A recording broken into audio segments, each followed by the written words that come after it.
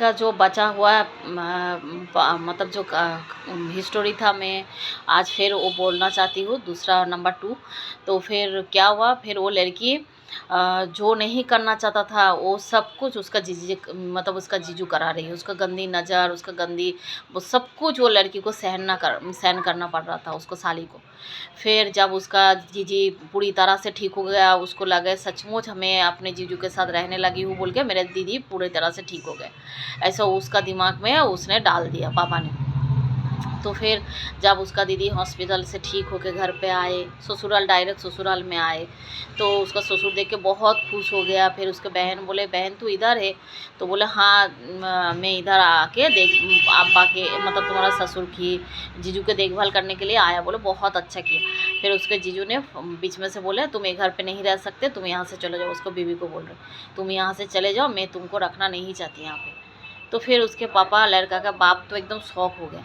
तो बोले ये क्या बोल रहे बेटा, वो घर पे आया और ऐसा बोल रहे? बोले नहीं, तो यहाँ से चले जाओ क्योंकि मैं इसके बहन से निकाह करना चाहती हूँ। तो उसका पापा बोले तो वो क्यों जाएगा, तू घर से निकल, तेरा इतना मतलब तुम दोनों के इतना ऐसा हो गया वैसा हो गया। फिर उसको बहन बहुत रो रही है, उसके साली बहुत रो रही है और उसको बड़ी बहन भी बहुत रो रही है। फिर बड़ी बहन उसको बहुत बातें सुना रही है, उसका हस्बैंड को सुना, उसके बहन को बोला, तो आप मेरा ही घर लूट लिया ऐसा करके, मतलब मैं हॉस्पिटल में था, तू ऐसा किया वैसा किया, बहुत बोल रहे उसको।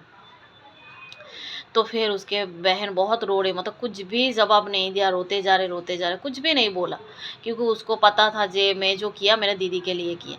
तो चुप था। और उसका हस्बैंड बोले तुम यहाँ से चले जाओ, निकल जाओ, ऐसे बोले। तो फिर उसके ससुर बोले तू निकल जा यहाँ से, मैं तेरे का बेटा नहीं मानता, तू यहाँ से निकल जा। बहू का ऐसा करके उसका बहन के साथ ऐसा की बोल के उसको धक्के मार के उसके बेटे को घर से निकाल दिया। बोले तू यहाँ से चले। फिर उसके बेटा ने क्या होगा, साली के हाथ पकड़ा, फिर पकड़ के घर से निकल गया, निकल के चले गए। फिर उसके क्या क्या उसके दीदी और उसका माँ अपने घर मायके में वापस आ गए। फिर मायके में ऐसे दिन गुजर रहे, रो रही है, सब याद आ रही है, बहन की बात याद है, सब रो रही है। फिर बहन अचानक से आके उसको, बहन को बोला, बहन मैं ऐसा नहीं करना चाहती थी, ऐसे फकीर पापा ने बोला, ऐसा ऐसा सब कुछ उसके दीदी को बोले। उसके दीदी बोले मैं कुछ नहीं सुनना चाहती, तू झूठ बोल रही है, ऐसा बोल रही है।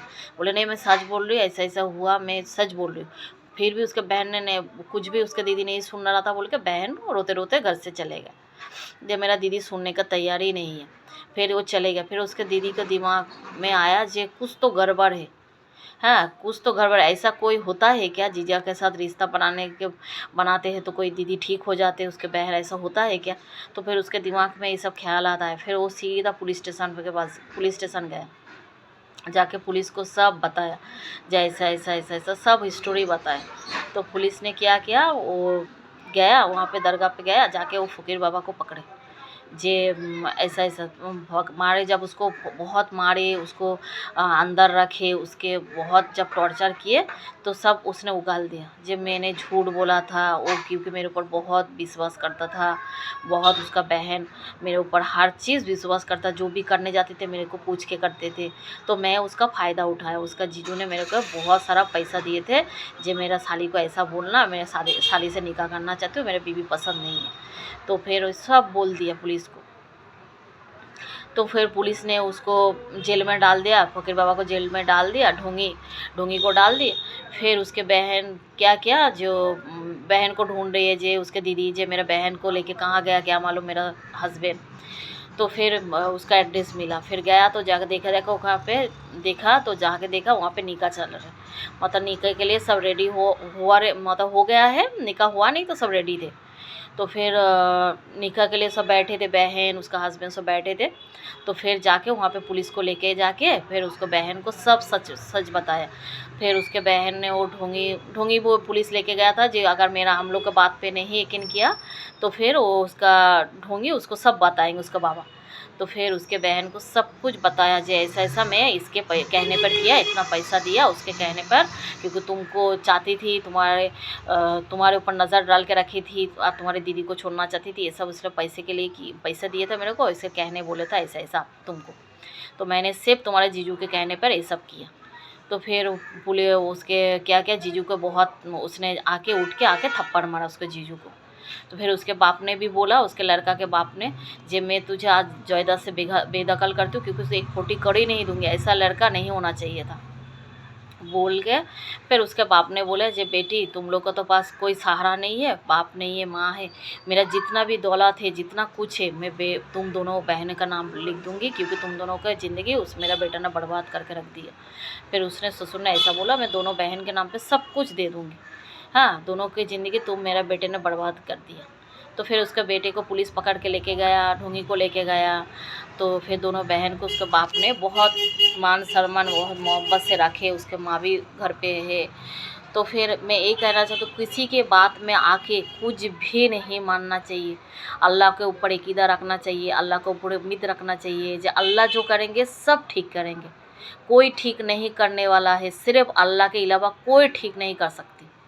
तो इसलिए हर चीज़ अल्लाह के ऊपर रखना चाहिए अकीदा, उम्मीद अल्लाह के ऊपर रखना चाहिए, क्योंकि इस ये ढोंगी बाबा के बातों में कभी नहीं आना चाहिए, नहीं तो पूरा लाइफ ख़राब हो जाएंगे। ये सब जो अंधे विश्वास है ये नहीं करना चाहिए, कभी भी ये सब विश्वास कभी मत कीजिएगा, ये सब बेकार है, कुछ नहीं है, लाइफ बर्बाद हो जाएंगे, सब कुछ बर्बाद हो जाएगा, आपका पैसा जाएंगे, मेहनत के कमाए वो लोग चूस खा लेते हैं, आपका मेहनत का पैसा हड़प लेती है। तो ये सब कर लेंगे, तो ये सब मेहनत का पैसा मत बर्बाद कीजिए, घर पे खुशी बर्बाद मत कीजिए, हमेशा नेक रास्ता ही चलिए, अल्लाह से अकीदा रखिए, अल्लाह जो करेंगे आपके अच्छे के लिए करेंगे। नमाज कुरान पढ़िए, अल्लाह से दुआ कीजिए, अल्लाह इंशाल्लाह हर दुआ कबूल होगा। आजकल कितना सुनाई देती है, जे देवर भाभी से ऐसा ऐसा हुआ, देवर भाभी का रिश्ता ऐसा ऐसा ख़राब है, मतलब कितना सुनाई देती है। मगर देवर के लिए भाभी तो माँ समान होती है, बड़ी बहन का दर्जा देते हैं। और जीजू जो होता है, जीजाजी जो होता है ना, साली के लिए बड़े भाई के मतलब बड़े भाई के समान है।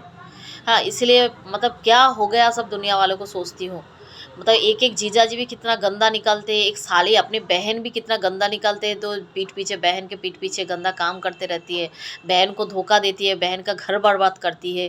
एक हस्बैंड होता है जो साली के साथ रिश्ता बना लेती है, बीवी को धोखा देती है। हाँ, कितना मतलब कितना बुरा दिन आ गया है सब। हाँ, इतना मतलब ख़राब लगता है, इतना सुनते हैं तो ख़राब लगते हैं। जिसके परिवार में एक गुजरा है तो सोचो कितना बुरा होगा। हाँ, भाभी के साथ देवर के रिश्ता, साली के साथ जीजाजी का रिश्ता, ये सब कितना गंदा लगता है ना। मगर हार साली ख़राब नहीं होता, हाथ देवर ख़राब नहीं होता, और हार भाभी ख़राब नहीं होता ना, हार जीजू ख़राब होती है। मगर जिसका नीयत ख़राब है, जिसका नज़र ख़राब है, जिसका मतलब गंदा ज़बान है, हाँ, जिसका मजाक मस्ती का कोई लिमिट क्रॉस करके चले जाते हैं, लिमिट ही नहीं है। हाँ, ये सब आदमी को, ये सब औरत को सोचना चाहिए, दुनिया वाले के सामने कैसे मुंह दिखाऊंगी मैं, ऐसा गंदा काम करेंगे।